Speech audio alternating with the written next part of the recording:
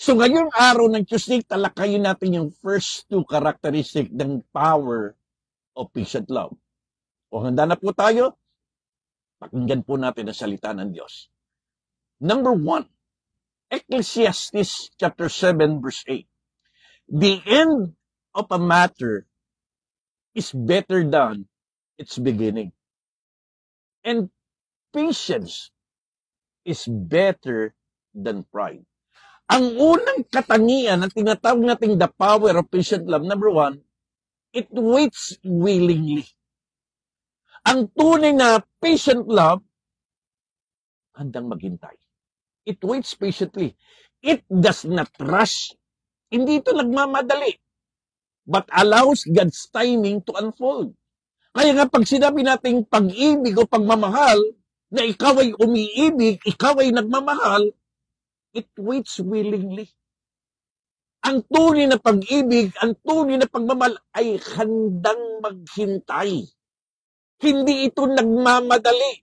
It allows God's timing to unfold. Hinihintay niya yung tamang timing ayon sa kalooban ng Diyos.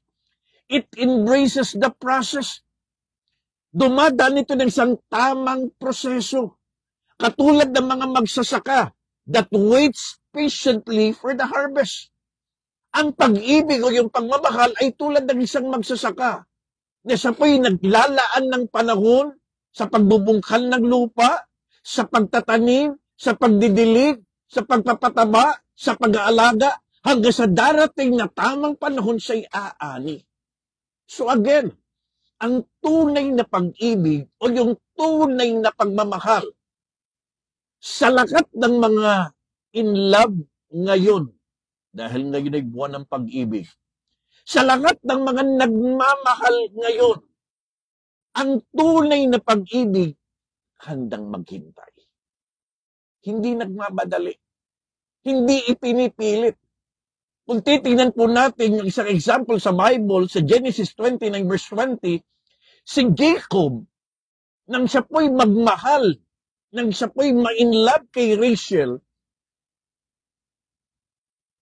he waits willingly for 14 years. 14 na taon siyang naghintay. At habang siya'y naghihintay, siya po'y nagtatrabaho.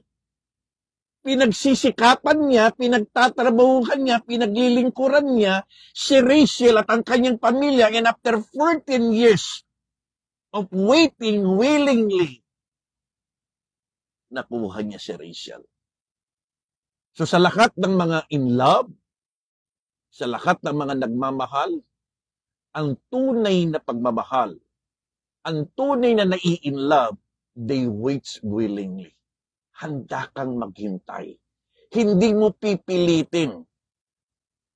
Ang isang prutas na pinipilit nating mahinog nang wala sa kapanahunan, pag kinain mo mapakla. Tulad ng mga estudyante natin, mga nag-aaral, ang inyong purpose sa buhay ay magtapos ng pag-aaral. Hintayin mo munang makapagtapos ka ng pag-aaral bago ka ma-inlove. Sa lahat ng mga in love ngayong month of February, ang tunay na pag-ibig, they are willing to wait patiently. Tama o may tama?